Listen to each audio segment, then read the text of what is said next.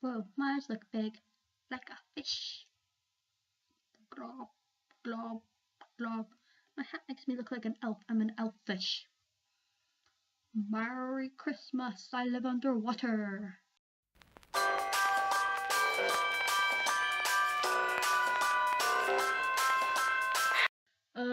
We are talking about coffee today. As you guys probably know, it's kind of common for people to like coffee. I personally don't like coffee, but I'm fine if you do.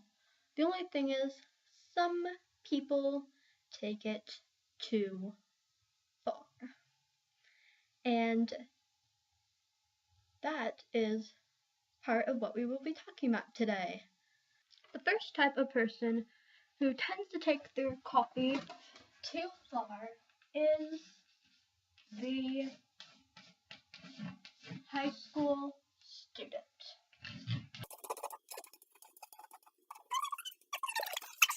At my school, and I do go to high school, people really, really like coffee. And most people probably couldn't live without coffee. And they will come in late because they had to go and get their Starbucks or wherever they get their coffee. When your coffee addiction makes you late to things and affects your school attendance, you may like coffee a little too much. Now, honestly, I feel like I kind of get it why, may need coffee. Because we have to get up early, we have to go to school, and then we have to function like a normal being of society. Now, I read somewhere that teenagers don't start producing some hormone that kind of allows us to, function and enjoy our day until later than the average adult, and we produce it until later at night. So honestly, the average teenager probably needs a little energy boost. I guess the thing is, when you are calling your friends because you forgot to stop and get your coffee, and asking them to pick some up for you, and you're avidly drinking it every day, that's a bit of an issue. The other thing is, these people must spend thousands of dollars on coffee, every year. I mean, you could buy I don't know, could buy a razor scooter with that. I just realized I didn't even spell coffee right. Much better. So, the second type of person who likes coffee tend to be the age of my grandparents. And but they don't spend $5 on their coffee every day. They've just been drinking coffee for a while and they're carry on with life. This is the best part of, or the best type of coffee addict.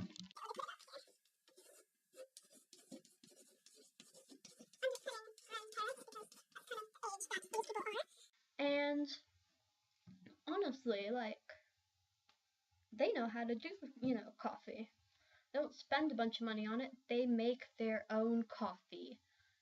They actually put effort into it like a normal person. Seriously, the people who just go out every single day and buy their coffee, where has the American dream gone, people? Seriously. Show some effort. Open your own coffee shop to fund your coffee addiction. See, this is how we should be working.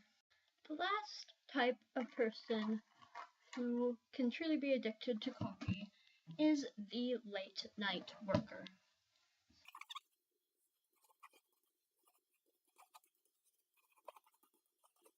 This can be anyone from the college student to, I don't know, an artist or a businessman. and they've got to work late, and they're like, oh gosh, how am I going to stay up? And they're like, caffeine. And so this last type of person will basically go out of their way to drink coffee at 11 at night. So then when they actually do have to go to sleep, they will be wide awake. Honestly, I feel like coffee is a morning drink. I don't drink coffee, but when I do go to Starbucks, I'll get hot chocolate or cream frappuccino or something. I get it in the morning because that's when I need that energy boost. I guess these people kind of need their energy at night, but when it prevents you from sleeping, is it really worth it? I lied, it's not the type. The last type. Whoa. The last type of person is the Frappuccino artist. Pardon me, I can't even write today. That's fabulous, isn't it? So, I'm sure most of you have seen the videos of Frappuccino cream froth artists. Basically, they take the bubbly, frothy cream stuff. I don't know the name of it. If you know the name, just please comment below and tell me what that stuff is called, because I don't get frappuccinos. And they will make pictures out of it. They'll make like little like animals, or they'll draw like hearts and be all romantic. And honestly, I bet half of these people don't even like coffee. I don't know. I could almost bet you that they just do it to improve their art skills, upload their pictures on Instagram or Tumblr or wherever, and be like, oh, look at me enjoying my coffee with a fish on top of it. Or, oh, look, I drew a face in my coffee. If you're going to be doing that, and you're not going to drink the coffee because you just want to take pictures of it, make your own coffee.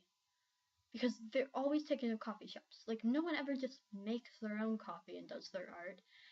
They buy coffee and do their art. It's probably just so they can impress everyone else in the coffee shop.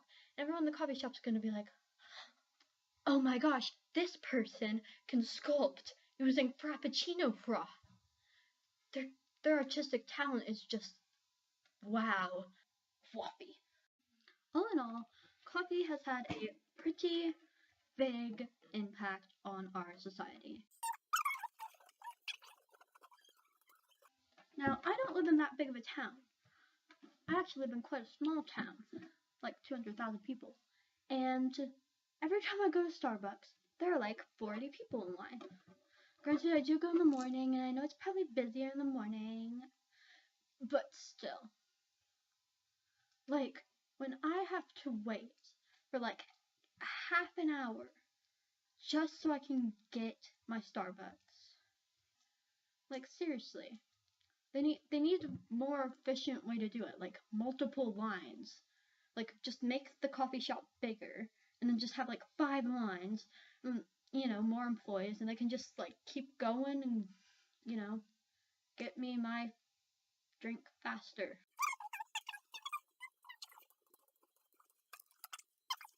Like, people will come to school and they'll be all happy and energetic, and then like they'll, you know, because they have their coffee and they're like, oh yay, but then later they kind of like go on like this kind of coffee high, like a sugar high, and then they just crash down into the ground, and people will be incredibly rude, and I don't even know why. If someone can come up with some coffee that doesn't, you know, have that crash, or even the high, because people can be really annoying when they're on like a coffee sugar high.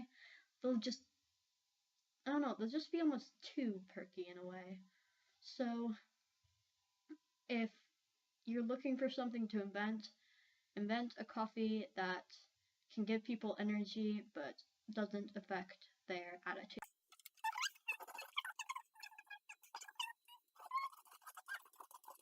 Okay, so at my school, whether you can bring coffee into class depends on the teacher you have. And you kind of have to memorize like what teachers are going to allow you to bring like any sort of drink into class or whatever. Like some teachers don't, and the teacher and the student who brings the coffee will just go at it forever. Like, it's really worth it. Like, at least ask if you can go put it in your locker. Like, microwave it when you get home. Drink it then. Unless coffee doesn't taste good microwaved. Does it? Comment below whether you think coffee tastes good in microwave. The fact that there needs to be rules about it means that it's just been taken too far. Just kind of calm down. I mean, some of you coffee addicts are like, I don't know, you're like drug addicts. Like, you can't, like, you just keep having it, and you don't have it, and then you still, like, you'll just go crazy. Like, calm down. Become like a water addict. Then you'll be healthy. Well, you might get waterlogged if you have too much. But, like, find something healthier to be drinking all the time. Something cheaper, too. I mean, like, seriously? You could buy, like, 10 Razor scooters, actually, for how much you spend on coffee annually. So, I guess that's it. Oh, and be sure to give the video a big thumbs up and to subscribe, comment below, and I'm open to feedback, so if you want, if you have something you want to see me talk about, if, you have comments on this video, like, please comment below. Like, no one comments. That's sad. I check for comments, and I'd read them if there were comments. So, yeah, please comment. I mean, if you think I did a horrible job and you're like, you honestly need to rethink this YouTube idea, fine. Just kind of want some feedback. Know what to do. Tell me, what are we living for? I see we chalk it